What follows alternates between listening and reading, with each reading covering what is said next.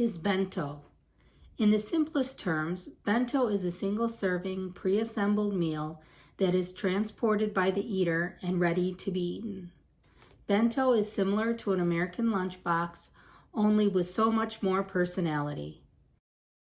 Historically, bento contains rice or noodles as the foundational starch, supplemented with a protein or two like fish, eggs, or meat. These two main stars, starch and protein, are accented with a variety of pickled and cooked vegetables. Sometimes accompanied by a few bites of fruit, bento is a balanced meal for healthy eating away from home. No matter what is in the bento box, all food is neatly tucked into containers that make them as satisfying to look at as to eat. It is the absolute joy for children to open their bento at lunch, revealing its contents first for the eyes and then the taste buds. Showing off and sharing your bento is especially fun for kids. The word bento comes from a Chinese slang term that loosely means convenient. But make no mistake, this designation only makes sense for the one enjoying it.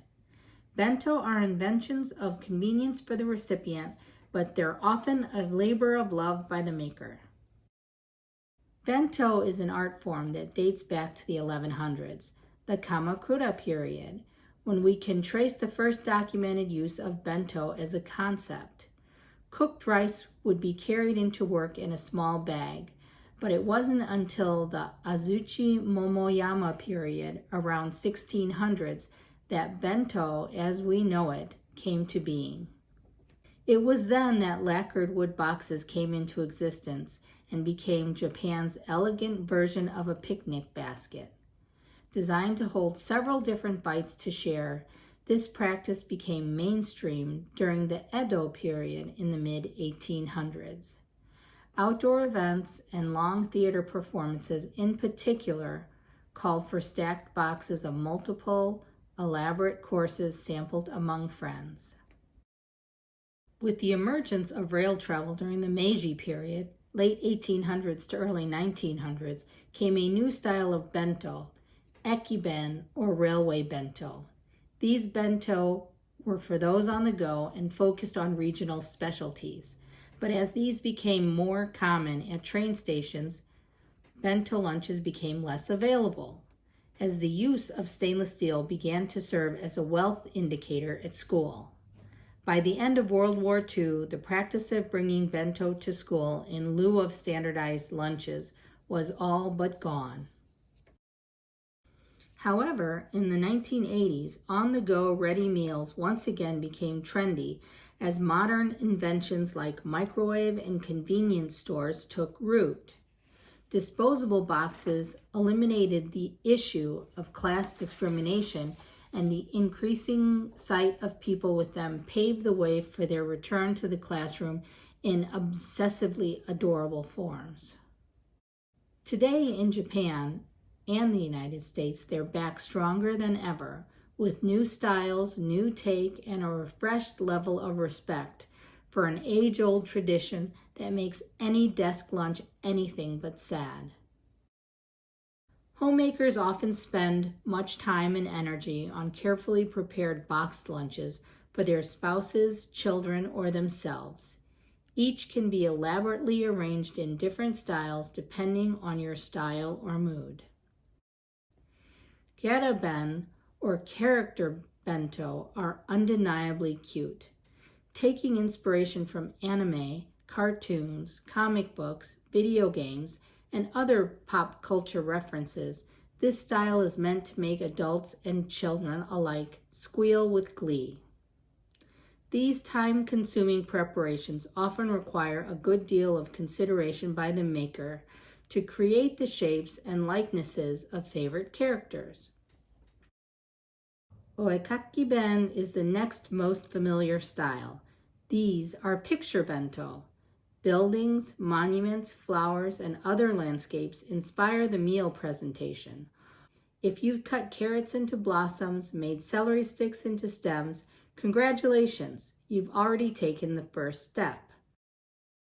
There are a few principles beyond aesthetic style and theme to follow when it comes to putting together a proper bento meal. Variety is key for a great bento.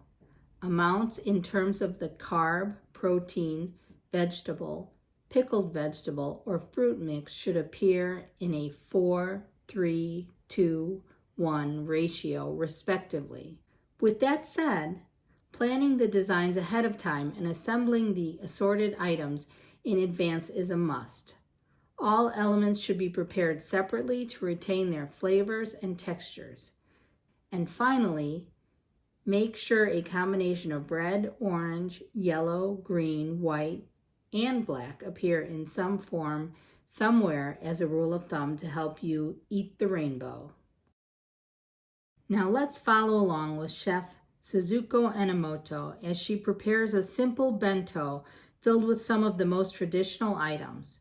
Chef Enomoto will be making a bento featuring broccoli with almond dressing, Japanese potato salad, meatballs, tamagoyaki, and fruit. Once you master these, you can add your own personal style and creativity to surprise someone you love. The first thing we're going to make is broccoli with almond sauce.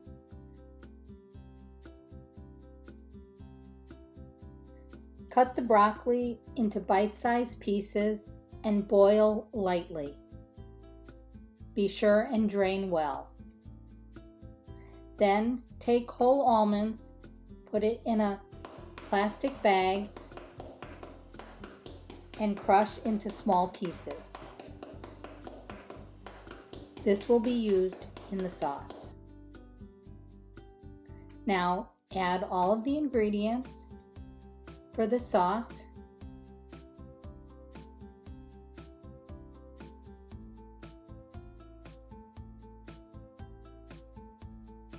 And when adding the peanut butter, be sure and combine well.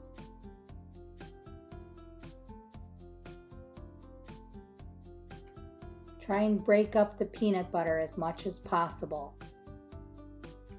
before adding the broccoli.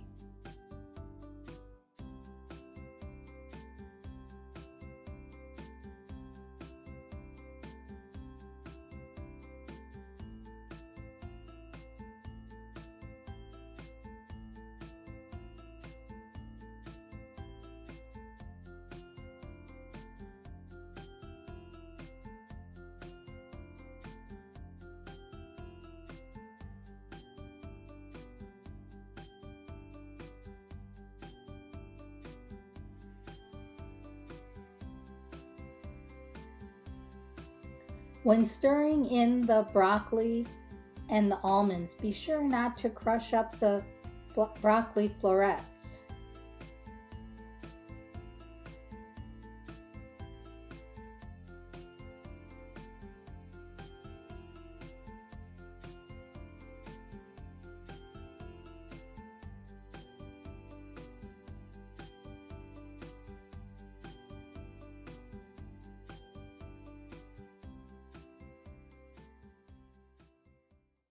Japanese potato salad.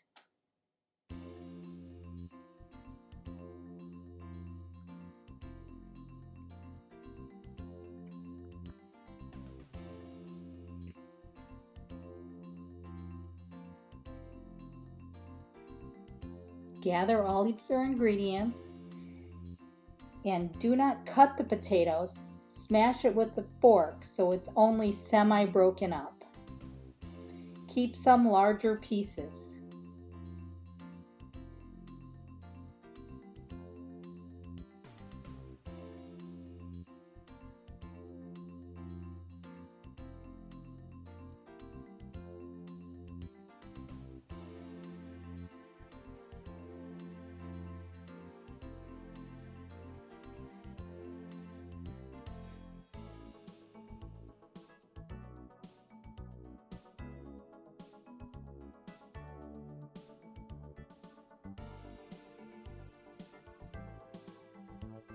Also, smash the egg with a fork.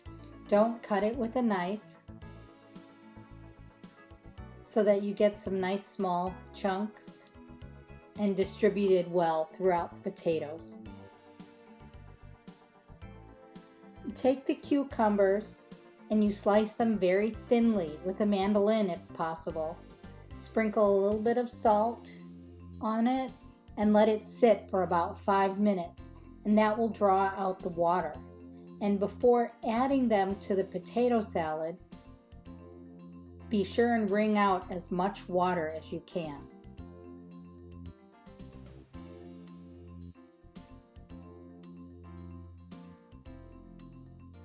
American onions are a little larger than Japanese onions, so you might not need to add all of the onions.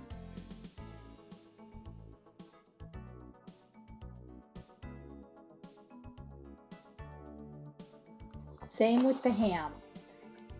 American ham slices are much larger than Japanese ham slices, so you can use half the ham as well.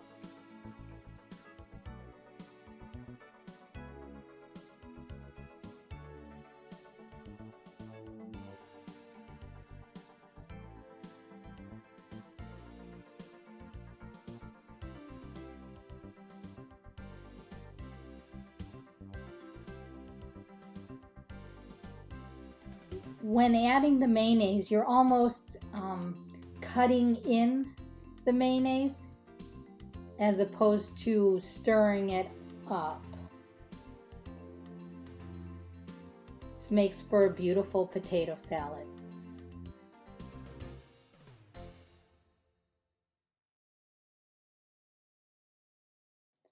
Next is meatballs.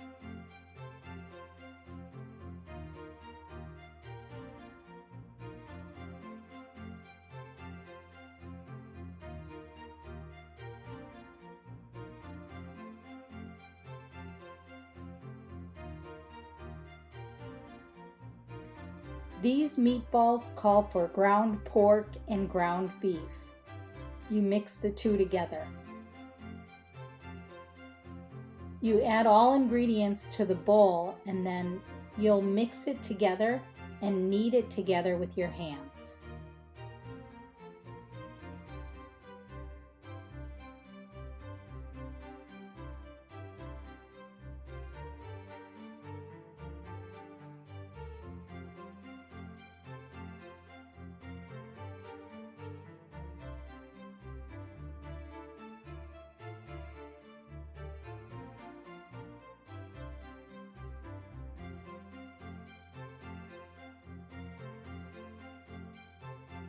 The potato starch will be used later when you're getting ready to boil the meatballs. Be sure and knead it thoroughly so everything is combined.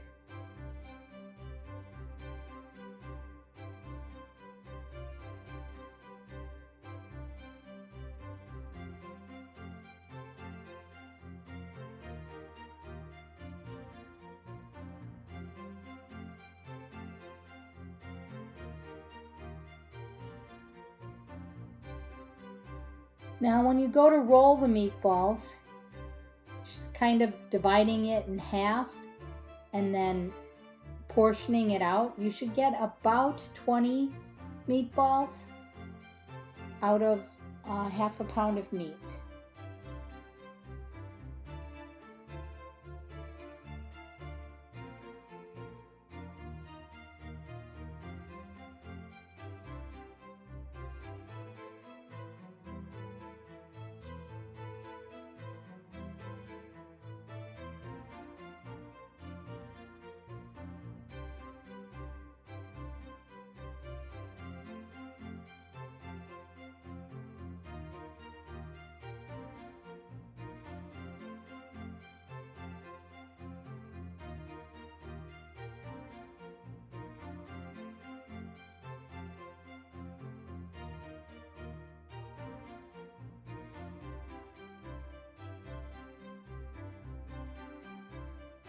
When you roll the meatballs, you have one hand flat and then you take the second hand and you roll it to make a nice round meatball. You want a very well packed meatball so it retains its shape. You add the meatballs to the water. She's coating it in potato starch because it creates a bit of a coating around the meatball.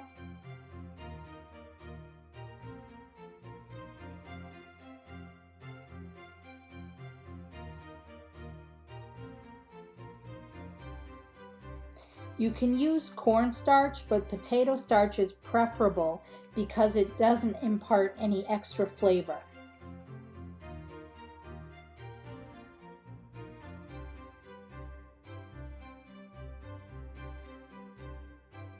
And as they begin to float, you reduce the heat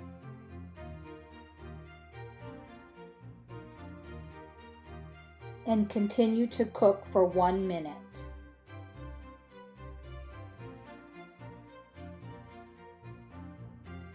And once they float to the top, and after they've cooked a minute, you can take them out and drain them.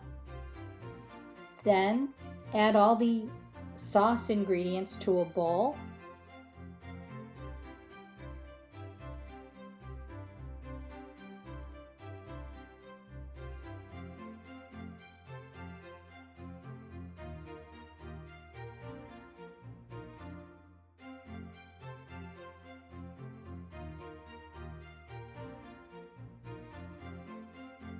Add the sauce to a warm pan.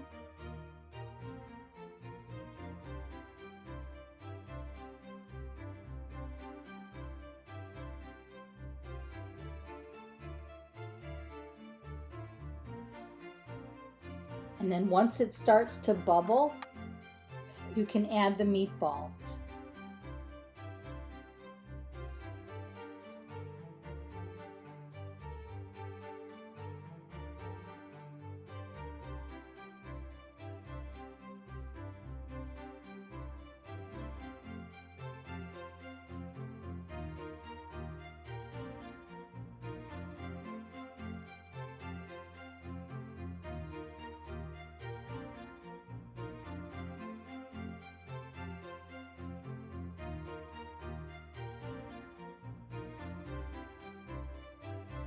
Be sure and cook the meatballs in the sauce, and it will begin to reduce and continue to cook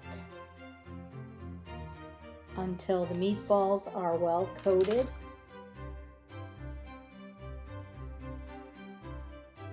And the sauce is bubbling.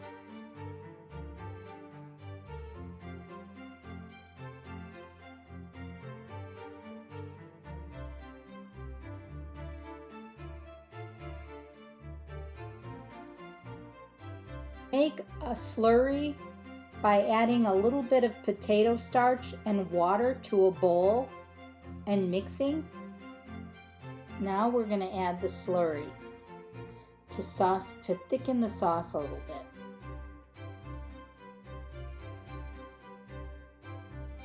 This will really make the sauce stick to the meatballs.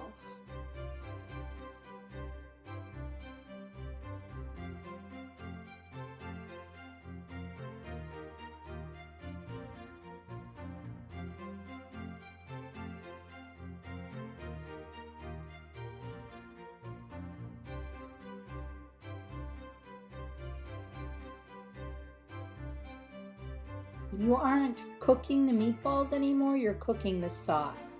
At this point, it's more about the sauce than about the meatballs. Sprinkle with a little sesame seeds, and they're ready. Tamagoyaki.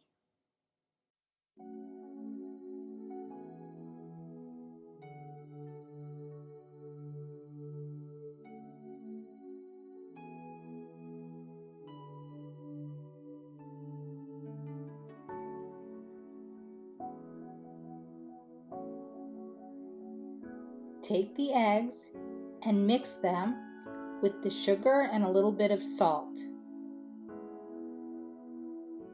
Mix with chopsticks and do not overmix.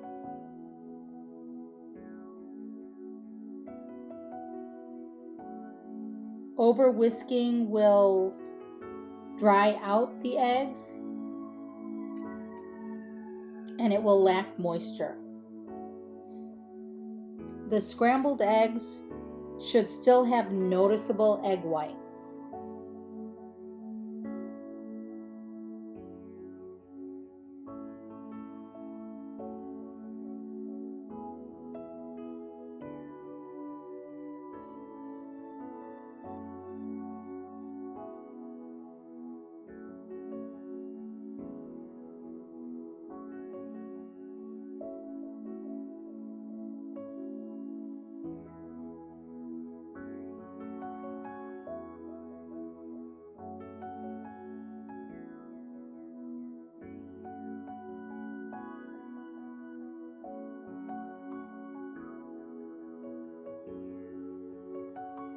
Now you want to start with a hot frying pan.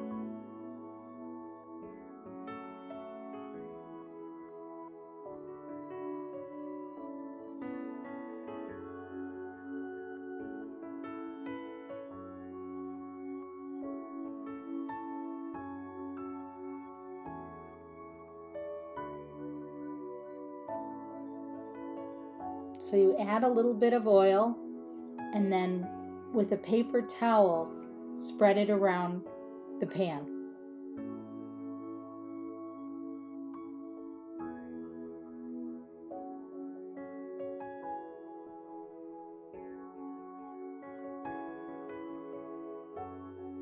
You add a third of the eggs to the pan.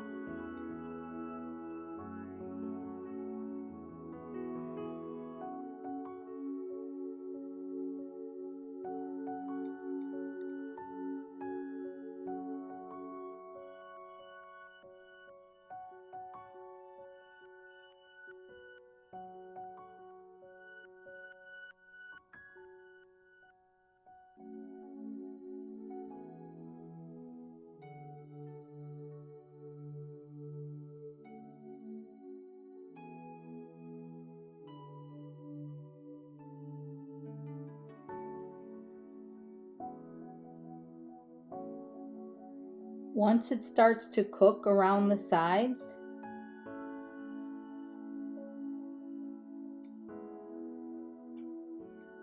you can start to roll it.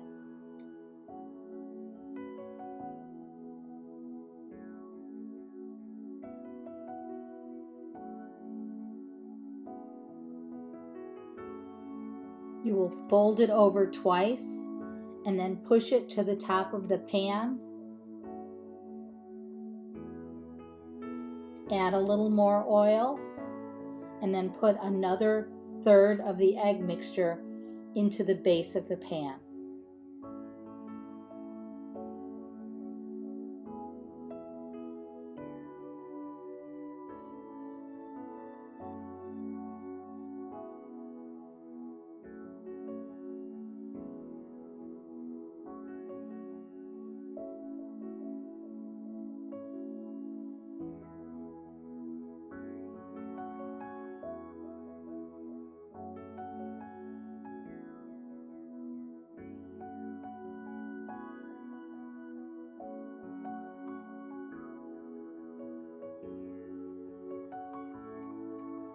And then once it starts to cook, you'll fold it over again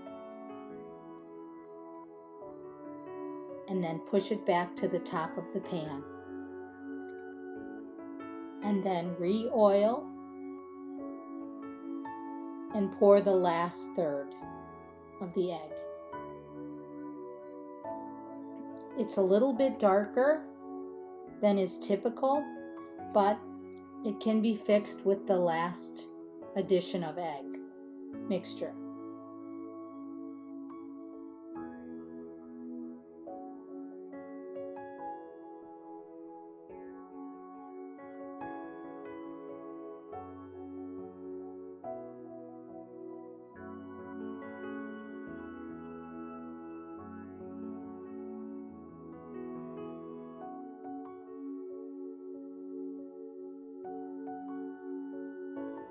This is the last roll, and the tamagoyaki is complete. Cut the tamagoyaki with a sharp knife in equal portions.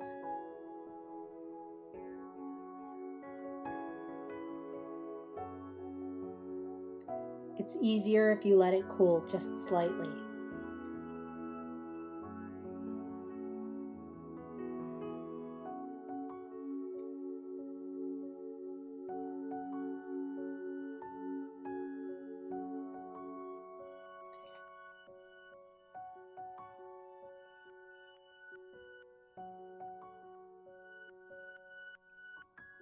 Now comes the fun part, making sure it's displayed beautifully.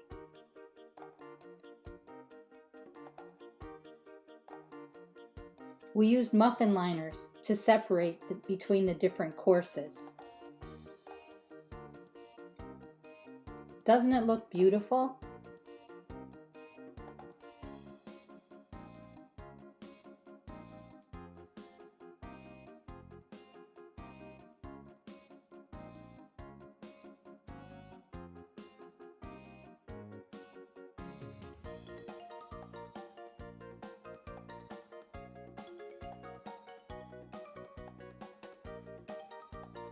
Thank you for joining us.